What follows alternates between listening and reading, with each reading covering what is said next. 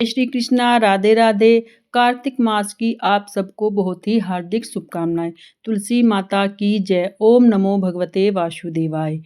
कार्तिक मास जो है बहुत ही विष्णु भगवान का प्रिय महीना है और यह भगवान विष्णु की कृपा पाने का सबसे श्रेष्ठ महीना है और इसमें तुलसी पूजन अवश्य करना चाहिए। तुलसी पूजन करने से भगवान विष्णु की कृपा हमें सहज ही मिलती है और हमें वैकुंठ की प्राप्ति भी होती है और सब पापों से हमें मुक्ति मिलती है। तो आइए कथा को शुरू करते हैं।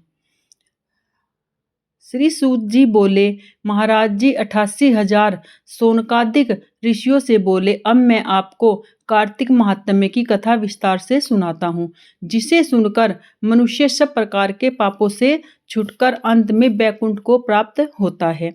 सूत जी कहने लगे कि श्री कृष्ण जी से आज्ञा लेकर देवऋषि नारद चले गए। तब सत्यभामा प्रसन्न होकर लक्ष्मीपति भगवान से कहने लगी, हे नाथ, मैं धन्य हुई, मेरा जीवन सफल हुआ। मेरे जन्मदाता भी धन्य हैं, जिन्होंने मुझ जैसी त्रिलोक्य सुंदरी को जन्म दिया, जो आपकी 16 सहस्त्र स्त्रियों के मध्य में आपकी परम प्यारी हुई। मैंने वह कल्प वृक्ष आदि पुरुष आपके साथ नारद जी को विधि पूर्वक दान में दे दिया है, परंतु वही कल्प वृक्ष मेरे घर लहराया करता है, जिस बात को मृत्युलोक में कोई भी स्त्री नहीं जानती। हे त्रिलोकी, हे नाथ, हे मधुसूदन, मैं आपसे कुछ पूछना चाहती हूँ। जो आप मुझे प्रिय कहने की इच्छा रखते हैं तो आप मुझे विस्तार पूर्वक कार्तिक महात्म्य की कथा सुनाओ, जिसे सुनकर मैं अपना हित करूं और जिसके करने से कल्प पर्यंत भी आप मुझसे विमुख न हो जाएं। सूत जी बोले, सत्यभामा के ऐसे वचनों को सुनकर हंसते हुए श्री कृष्ण जी सत्यभामा का हाथ पकड़कर तथा अपने सेवकों को वहीं रोककर विलास युक्त अपनी प्यारी को कल्प वृक्ष के नीचे ले गए और हंसकर कहने लगे कि हे प्रिय, 16,000 रानियों में से मुझे तुम प्राणों के समान प्यारी हो। तुम्हारे लिए मैंने इंद्र से तथा देवताओं से विरोध किया था।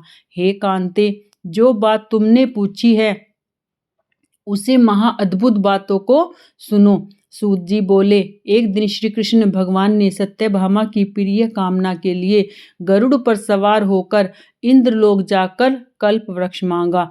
तब इंद्र के मना कर देने पर गरुड़ को का इंद्र से घोर युद्ध हुआ और गोलोक में गरुड़ जी ने गौ से युद्ध किया। गरुड़ की चोट से उनके नाक, कान और पूंछ कट कट कर नीचे गिर गए। उनके रुधिर से 3 वस्तु उत्पन्न हुए, कान से तंबाकू, पूंछ से गोभी और खून से मेहंदी। इन तीनों के प्रयोग करने से मोक्ष की प्राप्ति नहीं होती है। तब गौओं ने भी क्रोध में भरकर गरुड़ को मारा, जिससे उनके 3 पंख टूटकर गिरे।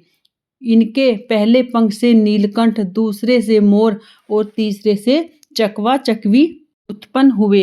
हे प्रिय, इनके दर्शन मात्र से ही शुभ फल की प्राप्ति होती है। हे प्रिय, जब मैं हर चीज दे सकता हूँ, तुम्हारा हर एक कार्य पूरा कर सकता हूँ और हर बात तुमसे कह सकता हूँ, तो क्या तुम्हारे प्रश्न का उत्तर भी न दूंगा? हे प्रिय, जो बात तुम मेरे से पूछो उसका जवाब दूंगा। यह सुनकर सत्यभामा बोली, हे प्रभो, मैंने पिछले जन्म में कौन कौन से दान, व्रत व जप नहीं किए हैं, मेरा कैसा स्वभाव था तथा मैं किसकी पुत्री थी और मुझे मृत्युलोक में जन्म लेना पड़ा, और ऐसे कौन से मैंने शुभ कर्म किए जिससे आपकी अर्धांगिनी हुई। अपने साथ गरुड़ पर सवार होकर मुझे इंद्रादि देवताओं के स्थान पर फिराते हो। तब श्री कृष्ण बोले, हे प्रिय, तू ध्यान लगाकर सुन। जो तूने पूर्व जन्म में शुभ कर्म किए हैं विस्तार पूर्वक कहता हूँ। तुम किसकी पुत्री हो? कहता हूँ, पूर्व समय में सतयुग के अंत में मायापुरी में अत्रि गोत्र में एक देव शर्मा नाम का ब्राह्मण वेदांत का जानने वाला रहता था। वह रोज अतिथियों की सेवा, हवन और सूर्य भगवान की पूजा करता था। उसका तेज सूर्य के समान तेजस्वी था। उसके वृद्धावस्था में गुणवती नाम की कन्या हुई। उसका विवाह उस पुत्रहीन ब्राह्मण ने चंद्र नाम के अपने शिष्य के साथ कर दिया। चंद्र को अपने पुत्र के समान मानता था तथा चंद्र भी उसे अपने पिता के समान मानता था। एक दिन मैं दोनों कुश और समीधा लेने के लिए वन में गए। हिमालय की तलहटी में भ्रमण करते हुए उन्होंने एक राक्षस को आता हुआ देखा। उस राक्षस के भय के मारे उनके सब अंग शिथिल हो गए और भागने की सामर्थ्य नहीं रही। तब उस काल के सदृश राक्षस ने उन दोनों को मार डाला। उनके धर्मात्मा होने के कारण मेरे पार्षद उनको मेरे पास बैकुंठ में ले आए, क्योंकि उन्होंने आजीवन सूर्य भगवान की पूजा की थी। उस कर्म से मैं दोनों पर अति प्रसन्न हुआ। शिव, सूर्य, गणेश जी, देवी, इन सब देवताओं की पूजा करने वाले सब स्वर्ग को प्राप्त होते हैं। मैं एक होता हुआ भी काल और कर्मों के भेद से 5 प्रकार का होता हूँ। जैसे एक देवदत्त, पिता, भ्राता आदि नामों से बोला जाता है।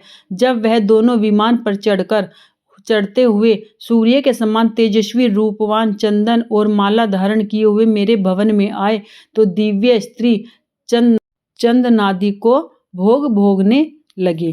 तो यह था कार्तिक माह का अध्याय 1 समाप्त हुआ।